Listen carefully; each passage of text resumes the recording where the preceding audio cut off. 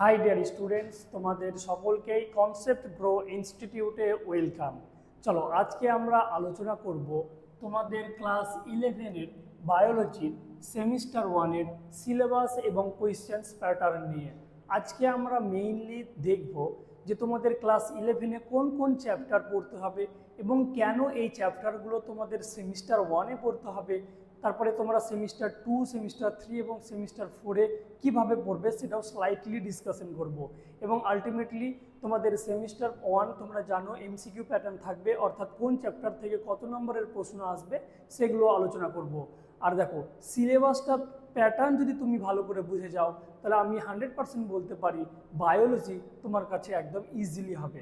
তাহলে দেখবো যে বোর্ড কেন এইভাবে সিলেবাসটা সাজিয়েছে, আমরা সেটাই দেখব। ওকে, দেখো এখন আমরা যেটা আলোচনা করব, মনে করো তুমি চোখ বন্ধ করো, দিয়ে তুমি যা কিছু কল্পনা করছো, তাই কি না? আমরা পৃথিবীতে বাস করি, একটা গ্রহ, এইরকম আরও গ্রহ উপগ্রহ মিলে যা কিছু আছে তা সমগ্রকে একটাই নাম দ্বারা প্রকাশ করতে পারি। সেটাকে আমরা কি বলবো বলো তোমরা কমেন্টে, আমি এখানে লিখছি, তাই কি না? সেটা হচ্ছে দ্য ইউনিভার্স। ওকে, বা বাংলায় আমরা কি বলে থাকি? বিশ্ব ব্রহ্মাণ্ড, তাই কি না? তো এই যে বিশ্ব ব্রহ্মাণ্ড রয়েছে, এর বাইরে আর কি কোনো জিনিসের অস্তিত্ব রয়েছে? তুমি চোখ বন্ধ করো, বিশ্ব ব্রহ্মাণ্ড ছাড়া তুমি কিছুই কল্পনা করতে পারবে না। যা কিছু কল্পনা করবে তা যার মধ্যে অন্তর্ভুক্ত সেটাই হচ্ছে বিশ্ব ব্রহ্মাণ্ড। ওকে, এবার দেখো, এই বিশ্ব ব্রহ্মাণ্ড নিশ্চয়ই কোনো কিছু নিয়ে তৈরি। তো এই বিশ্ব ব্রহ্মাণ্ডের মধ্যে আমরা মেইনলি দুইটি জিনিসের অস্তিত্ব দেখতে পাবো। কি কি সেই দুইটি জিনিস? এক নম্বর হচ্ছে এনার্জি, অর্থাৎ শক্তি, তাই কি না? এই বিশ্ব ব্রহ্মাণ্ডে শক্তি রয়েছে, আর এই বিপুল পরিমাণ শক্তির উৎস কি আমরা জানি? সূর্য। ঠিক একইভাবে আরেকটা আমরা পাবো, সেটা হচ্ছে ম্যাটার বা পদার্থ। ওকে, দেখো তোমাদের যদি কোয়েশ্চেন্স করা হয় ম্যাটার বা পদার্থ কাকে বলে, তো তোমরা সিম্পলি আনসার করবে ম্যাটার বা পদার্থ কাকে বলে। এদের মেইনলি দুইটি বৈশিষ্ট্য আছে, তাই কি না? তোমরা ক্লাস 9-এ পড়েছো, যাদের ভর অর্থাৎ মাস আছে এবং যাদের আয়তন অর্থাৎ ভলিউম আছে, তাদেরকেই আমরা কি বলবো? ম্যাটার বা পদার্থ। ওকে, এবার দেখো, আমরা ম্যাটার বা পদার্থকে বিভিন্ন ভাগে ভাগ করতে পারি। কি কি? যেমন গ্যাসীয় পদার্থ, তরল পদার্থ, কঠিন পদার্থ। কিন্তু আমরা অ্যাজ এ বায়োলজিস্ট, যেহেতু আমরা বায়োলজি পড়ছি, সেই কারণে পদার্থকে দুইটি ভাগে ভাগ করব। কি কি সেই দুইটি ভাগ? এক নম্বর হচ্ছে জড় পদার্থ, তাই কি না? জড় পদার্থ, যেটাকে আমরা ইংরেজিতে বলতে পারি নন লিভিং। ওকে, এবং আরেকটা হচ্ছে কি? জীব বা লিভিং। দেখো, আমরা সিলেবাসটাই একদম কনসেপ্টের মতো আলোচনা করব, জাস্ট তোমরা ফিল করতে পারবে যে কেন বোর্ড এই চ্যাপ্টারগুলো প্রথমে দিয়েছে এবং 12-এ অন্যান্য চ্যাপ্টার দিয়েছে। এবার যদি তোমাদের বলি এই জ্বর আর জীবের মধ্যে প্রধান পার্থক্য কি হবে, তোমরা অনেকেই অনেক রকমের অ্যান্সার দিবে এবং কেউ তোমরা একদম 100% ঠিকও বলবে। দেখো, জ্বর আর জীবের মধ্যে অনেক পার্থক্য রয়েছে। তার মধ্যে একদম প্রধান পার্থক্যর জন্য আমি একটা উদাহরণ নিচ্ছি। মনে করো আমি একটা পাথর নিলাম বা পাথরের টুকরো নিলাম, ওকে, এবং একজন মৃত ব্যক্তি নিলাম। তাহলে বলো, এই পাথরের টুকরো আর মৃত ব্যক্তির মধ্যে আপাত দৃষ্টিতে কি কোনো পার্থক্য রয়েছে? অবশ্যই না, নেই, তাই কি না? কিন্তু মনে করো যখন এই মৃত ব্যক্তির মধ্যে জীবন অর্থাৎ লাইফ প্রেজেন্ট ছিল, তখন কি ছিল? মৃত ব্যক্তিটা জীবিত ছিল। অর্থাৎ জড় পদার্থ এবং জীবের মধ্যে প্রধান পার্থক্য কি বলতো? সেটা হচ্ছে জীবন বা লাইফ, তাই কি না? এবার যদি আমি তোমাদেরকে কোয়েশ্চেন্স করি জীবন বা লাইফ কোথায় পাবো, তোমরা কি বলবে বলো? তো জীবন বা লাইফ আমরা কোথায় খুঁজে পাবো? কেউ কেউ বলবে স্যার হৃৎপিণ্ডে খুঁজে পাবো, তাই কি না? মানে অ্যাকচুয়ালি আমরা যখন অফলাইনে পড়াই তখন বাচ্চারা এরকমই অ্যান্সার দেয়। অ্যাকচুয়ালি আমরা জানি যে জীব দেহের গঠনগত আর কার্যগত একককে কি বলে, বলো? কোষ, তাই কি না, বা সেল। তো স্যার এই জীবন বা লাইফ আমরা কার মধ্যে পাবো? জীবের সেলের মধ্যে পাবো। ওকে, এই জন্যই তো আমরা কোষকে কি বলে থাকি? জীব দেহের গঠনগত ও কার্যগত একক। ওকে, জাস্ট তোমরা একটু ওয়েট করো এবং ফিল করো, দেখবে চ্যাপ্টারগুলো অলরেডি আমি তখন লিখছি। তাহলে ঠিক একইভাবে আমরা এটাও জানি যে এই কোষ অনেকগুলো মিলে যখন একই রকমের কাজ করে তখন আমরা তাদেরকে বলি কলা, বা ইংরেজিতে কি বলতে পারি? টিস্যু, তাই কি না? আবার যখন অনেক রকমের কলা মিলে একই রকমের কাজ করে তখন আমরা তাদেরকে বলি অঙ্গ বা অর্গ্যান, তাই কি না? আবার অর্গ্যান মিলে যখন কাজ করবে তখন তাকে বলবো অঙ্গতন্ত্র, বা আমরা বলতে পারি এই অঙ্গতন্ত্রকে অর্গ্যান সিস্টেম, তাই কি না? Organ system. তাহলে দেখো, যদি আমরা জীবেদেরকে কোষের ভিত্তিতে ভাগ করি তাহলে আমরা এইরকমও ভাগ দেখেছি যে জীবেদেরকে আমরা দুই ভাগে ভাগ করতে পারি, একটা হচ্ছে প্রোক্যারিওটিক কোষ এবং আর একটা হচ্ছে ইউক্যারিওটিক কোষ, যদিও আমরা এগুলো পরে ডিসকাশন করব। আবার আমরা এটাও বলতে পারি, কোষকে আবার ভাগ করতে পারি যে স্যার একটা হচ্ছে এককোষী জীব অর্থাৎ ইউনিসেলুলার জীব এবং একটা হচ্ছে বহুকোষী জীব। তো তোমরা একটা কোয়েশ্চেন বলো, মেইনলি কলা বা অঙ্গ বা অঙ্গতন্ত্র কোন প্রকার কোষে দেখতে পাবো, এককোষী না বহুকোষী? অবভিয়াসলি বহুকোষী, কারণ কলাই হচ্ছে অনেকগুলো কোষ নিয়ে গঠিত। ওকে, ক্লিয়ার? আশা করি আমার কথা বুঝতে পারছো। এবার আমি তোমাদের কি বলতে চাইছি, দেখো এখানে যে আছে মেইনলি তোমাদের সিলেবাস যদি দেখো, মেন তোমাদের সেমিস্টার 1-এ 10টি চ্যাপ্টার রয়েছে, সেই 10টি চ্যাপ্টারকে 3টে ইউনিটে ভাগ করা রয়েছে। ওকে, এই কারণে প্রথম ইউনিট যেটা আলোচনা করা রয়েছে জীব অর্থাৎ লিভিং, সেটা হচ্ছে জীব সম্পর্কে আলোচনা, অর্থাৎ জীব কি, জীবের বৈশিষ্ট্য কি, জীবেদেরকে আমরা কিভাবে সাজাবো, অর্থাৎ শ্রেণীবিন্যাস, তাই কি না, এই নিয়ে আলোচনা করা হয়েছে। অর্থাৎ ফার্স্ট যেটা আমাদের ইউনিট, আমার এখানে লিখছি ইউনিট 1। ওকে, কত নম্বর আসবে আমি তোমাদের শেষে বলে দিচ্ছি। এই ইউনিট 1-এ তোমাদের মোট 4টি চ্যাপ্টার রয়েছে। 1 নম্বর চ্যাপ্টার হচ্ছে তোমাদের জীব জগৎ, লিভিং ওয়ার্ল্ড। ওকে, আমি বাংলায় লিখলাম। 2 নম্বর হচ্ছে জীবের শ্রেণীবিন্যাস, জীবের শ্রেণীবিন্যাস। তোমরা অবশ্যই চ্যাপ্টারের নামগুলো মনে রাখবে।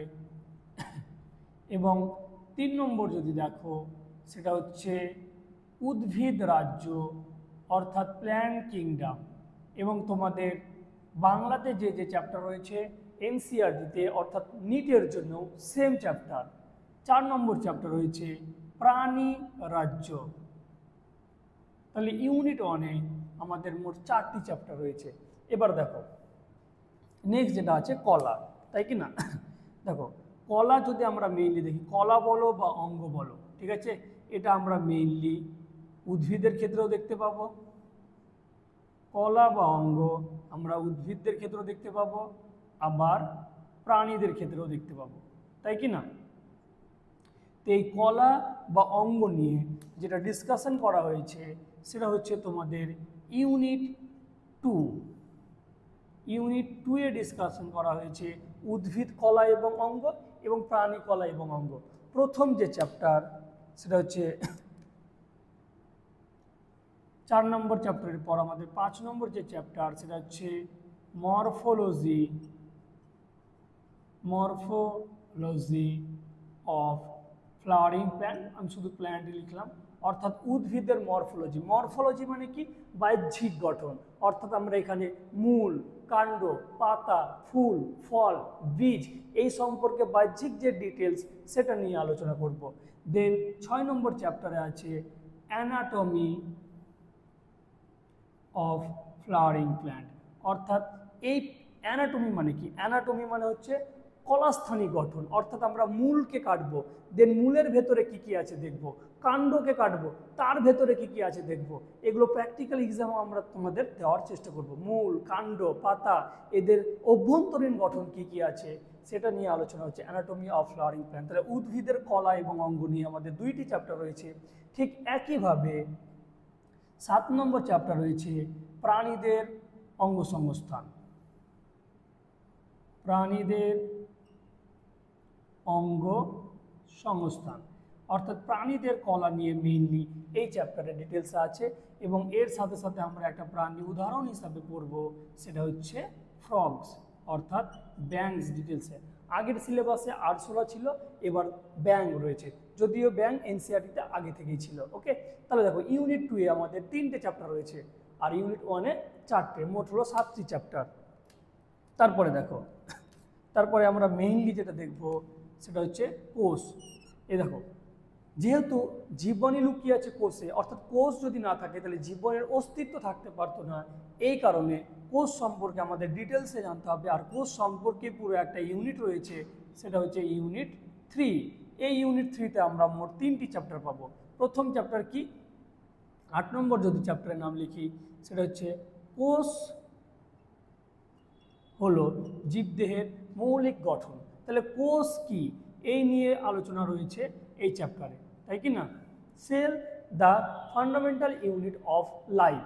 তাহলে এখানে আমরা মেইনলি দেখব প্রোক্যারিওটিক কোষ, ইউক্যারিওটিক কোষ। প্রোক্যারিওটিক কোষের গঠন আলোচনা করব, ইউক্যারিওটিক কোষের গঠন আলোচনা করব। ইউক্যারিওটিক কোষের গঠন যখন আলোচনা করব তখন দ্বি একক পর্দাযুক্ত মাইটোকন্ড্রিয়া, প্লাস্টিড নিয়ে আলোচনা করব। একক পর্দাযুক্ত কোষাঙ্গ যদি বলি তাহলে কি বলবো? Endoplasmic reticulum, Golgi body, lysosome, vacuoles, microbodies, cytoskeleton, cilia, flagella এই সমস্ত জিনিস নিয়ে আমরা আলোচনা করব। এবং আলটিমেটলি পর্দাবিহীন কোষাঙ্গাণু অর্থাৎ রাইবোজোম, সেন্ট্রোজোম এগুলো নিয়ে আলোচনা করব।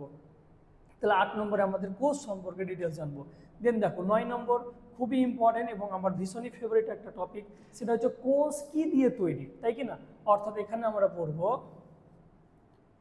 কোষের রাসায়নিক উপাদান। এখানে আমরা মেইনলি কি কি দেখব? এখানে আমরা দেখব কোষের মধ্যে কার্বোহাইড্রেট রয়েছে, কার্বোহাইড্রেটের মধ্যে সরল শর্করা, জটিল শর্করা, প্রোটিন রয়েছে, প্রোটিনের একক হিসেবে অ্যামাইনো অ্যাসিড রয়েছে, ফ্যাট রয়েছে, লিপিড রয়েছে, তাই কি না? নিউক্লিক অ্যাসিড রয়েছে, ডিএনএ, আরএনএ এই সমস্ত জিনিস, এনজাইম খুব ইম্পর্টেন্ট, এগুলো আলোচনা করব আমরা 9 নম্বর চ্যাপ্টার কোষের রাসায়নিক উপাদান। এবং লাস্টলি 10 নম্বর চ্যাপ্টারে আমরা যেটা আলোচনা করব সেটা হচ্ছে কোষ চক্র ও কোষ বিভাজন।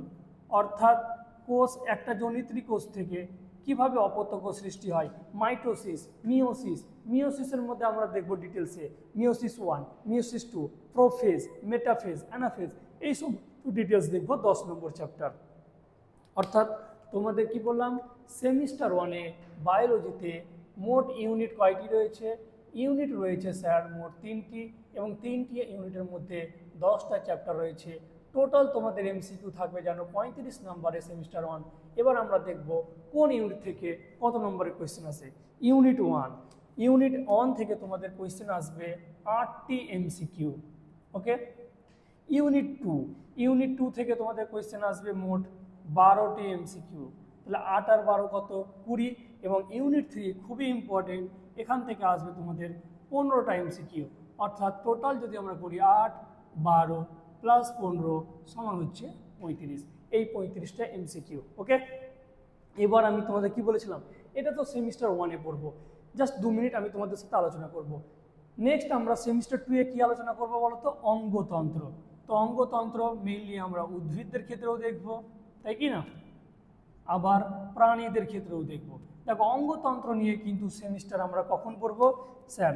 এটা আমরা পড়ব সেমিস্টার 2-এ, ঠিক আছে?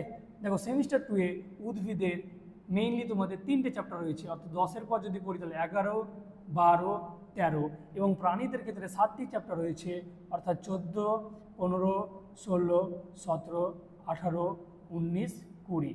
এগুলো আমরা সেমিস্টার 2-এ বলবো। চ্যাপ্টারের নামগুলো তখনই বলবো, অলরেডি এটার ভিডিও আমরা করেছি, ঠিক আছে। এখানে আমি তোমাদের যেটা বলতে চাইছি, দেখো অঙ্গতন্ত্র কিভাবে কাজ হয়, জাস্ট আমি একটা এক্সাম্পল দেবো, দেন আমাদের ভিডিও আজকের জন্য শেষ হবে। মনে করো আমরা যখন এক্সারসাইজ করি তখন কি হয়, দেখো আমরা যখন এক্সারসাইজ করব তখন কি হবে, বায়ু থেকে বেশি পরিমাণে অক্সিজেন গ্রহণ করব, তাই কি না, করলাম এখনই। সেই অক্সিজেনগুলো কোথায় যাবে স্যার, সেই অক্সিজেনগুলো স্যার ফুসফুসে যাবে। সেই ফুসফুসে গিয়ে অক্সিজেন কোথায় মিশবে, রক্তের সঙ্গে মিশবে। তারপরে কোথায় আসবে, হৃৎপিণ্ডে আসবে। হৃৎপিণ্ড কি করবে, পাম্প করবে। পাম্প করার পর কি করবে, পুরো বডিতে ছড়িয়ে দিবে। পুরো বডিতে ছড়িয়ে দিয়ে সেই অক্সিজেনগুলোকে কি করবে বলো তো, আমাদের কলাকোষে যে গ্লুকোজ আছে C6H12O6, এই গ্লুকোজ অক্সিজেনের উপস্থিতিতে ভেঙে কার্বন ডাইঅক্সাইড, জল আর তার সাথে শক্তি উৎপাদন করবে, যে শক্তির সাহায্যে আমরা এখন তোমাদের সাথে কথা বলছি, এনার্জি খরচ করছি, তাই কি না, সেটা। এবং এই কার্বন ডাইঅক্সাইড আবার কলাকোষে কী হবে, রক্তের সঙ্গে মিশবে। সেই রক্তের সঙ্গে মিশে আবার হৃৎপিণ্ডে আসবে। হৃৎপিণ্ড থেকে ফের ফুসফুসে আসবে। ফুসফুসে আবার নিঃশ্বাস প্রক্রিয়ার মাধ্যমে বের করে দেবো কার্বন ডাইঅক্সাইড।